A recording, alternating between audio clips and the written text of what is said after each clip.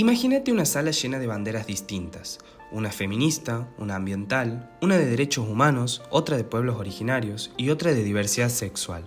A simple vista, no tienen nada que ver entre sí, pero alguien entra, las junta todas bajo un mismo relato y dice, esto también es socialismo. Así es como nace el socialismo del siglo XXI. El cual no viene con hoz y martillo, sino con hashtags, causas, banderas y un relato capaz de unir todo eso en una sola historia. Esto no es el socialismo clásico, no es la Unión Soviética, no es el marxismo tradicional, es otra cosa. Y para entenderlo, primero hay que entender por qué el socialismo cambió. El socialismo del siglo XX tenía un eje muy claro: la lucha de clases, el conflicto entre capital y trabajo, el obrero industrial como sujeto central. Pero el mundo cambió, la economía se diversificó, el trabajo se fragmentó, las identidades se multiplicaron y la sociedad dejó de organizarse alrededor de un solo conflicto económico. Ahí aparece una pregunta clave para la izquierda: ¿cómo construir mayorías en una sociedad cada vez más fragmentada? De esa pregunta surge lo que hoy llamamos socialismo del siglo XXI. No como un modelo económico único, sino como una estrategia política adaptada a la nueva realidad social. No se trata solo de redistribuir ingresos, se trata de construir poder político y cultural. ¿Cómo lo hace? Cambiando el eje del conflicto. Si antes el enfrentamiento era principalmente económico, ahora el socialismo del siglo XXI amplía el foco y plantea múltiples ejes de conflicto: género, identidad sexual, feminismo, racismo, pueblos originarios, medio ambiente o colonialismo cultural. La idea central es esta: la sociedad se fragmenta cada vez más, aparecen múltiples problemas y demandas distintas.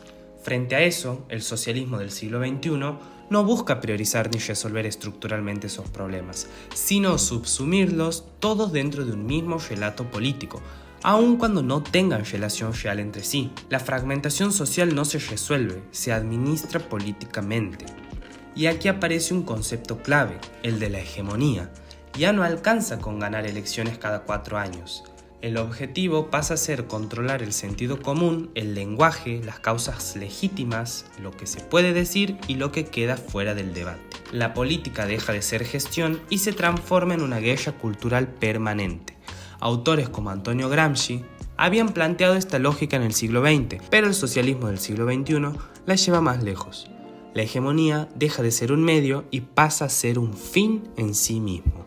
Pensadores como Ernesto Laclau y Chantal Mouffe sostienen que, en sociedades fragmentadas, la política no puede organizarse alrededor de una sola clase social. Entonces proponen articular demandas distintas bajo un mismo antagonismo. En la práctica, esto significa algo muy concreto: luchas diferentes, muchas veces inconexas, se unifican no por soluciones comunes, sino por la construcción de un enemigo común. El conflicto se vuelve el pegamento del sistema.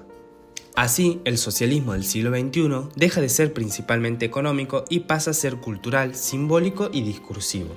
Ya no importa tanto cómo se crea la riqueza, sino cómo se interpreta la realidad. Por eso no se presenta como socialismo, se presenta como progresismo, inclusión, ampliación de derechos, justicia social o diversidad. Cambian los nombres, cambian las banderas, pero el esquema de poder se mantiene intacto. ¿Dónde vemos esto en la práctica? Principalmente en América Latina, donde el socialismo del siglo XXI no fue un experimento teórico, sino una experiencia de gobierno sostenida en el tiempo. En Venezuela, Hugo Chávez combinó redistribución económica con una polarización permanente. La consecuencia fue clara: destrucción del aparato productivo, dependencia total del Estado, colapso institucional, emigración masiva de millones de personas. En Argentina, el kirchnerismo, con Néstor Kirchner y luego Cristina, articuló políticas sociales con una fuerte confrontación cultural. El resultado fue expansión del gasto sin reformas estructurales, aumento de la presión impositiva, estancamiento económico, inflación crónica y una sociedad cada vez más dividida entre amigos y enemigos, la famosa grieta. En Brasil, Luiz Inácio Lula da Silva combinó crecimiento económico coyuntural con programas de inclusión masivos. Cuando el contexto internacional dejó de ayudar, quedaron expuestos corrupción estructural, dependencia del Estado y fragilidad fiscal. En todos los casos, el patrón se repite: ampliación constante de derechos sin correlato productivo, un Estado cada vez más grande y costoso, construcción de un pueblo definido por identidad y relato, no por reglas comunes, y una narrativa permanente contra las élites, el mercado o el orden liberal. El conflicto deja de ser una herramienta ocasional y pasa a ser el motor del sistema. Por eso el socialismo del siglo XXI no busca sellar grietas, las necesita, no busca consenso duradero, vive de la polarización constante, no resuelve la fragmentación social, la profundiza para seguir siendo relevante. En síntesis, el socialismo del siglo XXI no es una doctrina económica, es una estrategia de poder que muta, se adapta y cambia de discurso para conservar hegemonía, y sus consecuencias están a la vista. Estados más grandes, sociedades más divididas y economías cada vez más frágiles.